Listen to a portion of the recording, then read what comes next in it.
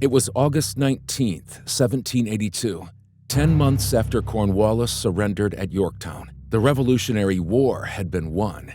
On a hillside in Kentucky, however, 182 American militiamen are about to discover that peace hasn't yet reached the frontier.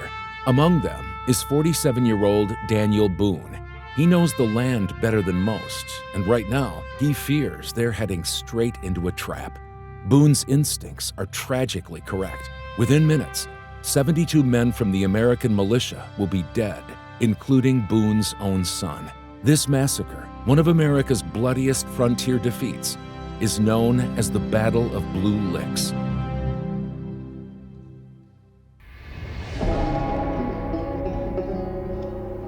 But how is it that this experienced frontiersman walked into such an obvious trap? It all started just a few days before, on August 16, 1782. Captain William Caldwell of the British Indian Department led about 50 Loyalist Rangers and roughly 300 native warriors in an attack on Bryan's Station near Lexington. The very next day, Caldwell withdrew northeast toward the Ohio River, but left a visible trail behind.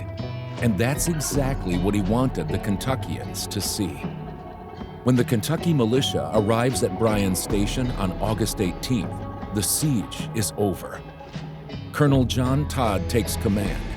Under him, Lieutenant Colonel Stephen Trigg with the Lincoln County Militia, and Lieutenant Colonel Daniel Boone with about 47 men from Fayette County. The officers face a question: pursue immediately or wait for reinforcements? Colonel Benjamin Logan is coming with 400 men, only a day away. Wait for him, and they'll have overwhelming numbers. But Caldwell has a 40-mile head start. Chase now, or risk letting him escape across the Ohio.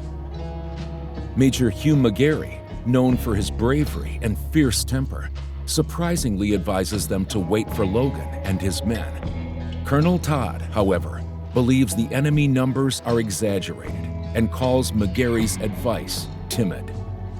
On the morning of August 19, 1782, at a place called the Lower Blue Licks, the militia sees a few native scouts disappear beyond a ridge overlooking the river. Colonel Todd brings his officers together and asks Boone for his recommendation. Boone knew the area better than anyone, and he believed the trail had been too obvious from the start. He suspected they were concealing a very large force by walking in each other's tracks. He was confident they were being led to an ambush. "I say not follow," Boone said. "They largely outnumber us, and it is not prudent to pursue." What happened next would doom the militiamen. McGarry, likely still feeling slighted at Todd calling him timid the day before, urges the militiamen to fight. McGarry turns to Boone and dares to question his courage.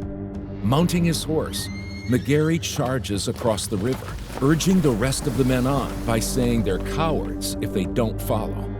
The contagion was irresistible, Boone's nephew Samuel later said, for the taunt of cowardice was unpalatable to a Kentuckian and stung them on to recklessness. The entire militia follows, even the officers who know better, even Boone himself. They formed 3 columns on the far bank: Boone left, Trigg right, Todd and McGarry center, and climbed toward the ridge. They're about 40 yards from the top of the ridge when the shooting starts. Roughly 300 warriors spring from concealed positions along the ridge, British Rangers alongside them. They have the high ground, the cover, and complete surprise.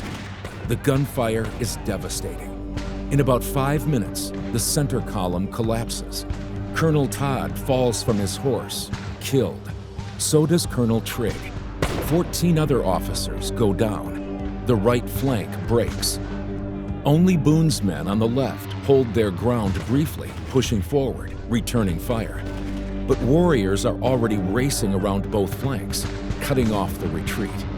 Seeing how bad it is, Boone orders his men to fall back. He grabs a riderless horse and orders his son Israel to mount and escape. Israel refuses, not wanting to leave his father. But moments later, Israel falls, shot through the neck. Boone and the others realize there's no option but to retreat.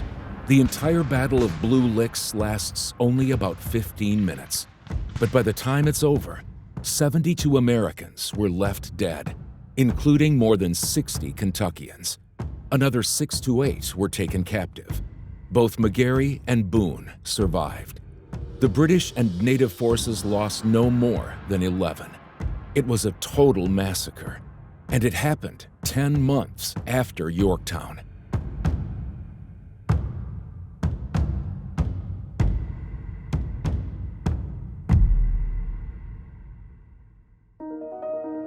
The Battle of Blue Licks was a tragic moment at the end of the American Revolution, but it remains part of Kentucky's living story. But Blue Licks is more than a battlefield. Today, a monument overlooks the river at Blue Licks Battlefield State Park in Carlisle, Kentucky. It is a place to slow down and take in the beauty of the bluegrass. The park was established in 1928 and became a full resort in 1999. Inside the museum, more than 2,000 artifacts tell the story of this land. Arrowheads, clay pipes, mastodon fossils, and tools from the frontier all connect the past to the present. The trails here follow the old buffalo trace, once carved into the earth by great herds in search of salt. Later, those same paths guided settlers and soldiers. Walking them today offers a glimpse of what Kentucky looked like centuries ago, quiet and untamed. The Licking River winds through the park, mirroring the seasons as wildflowers bloom in spring and the hills blaze gold in autumn.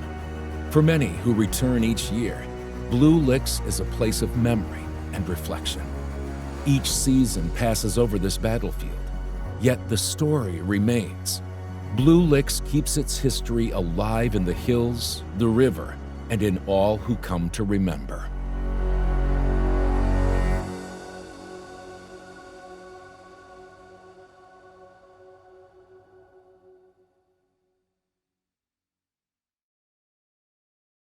For more stories from Kentucky history, check out our Kentucky Origins playlist and subscribe to KET on YouTube.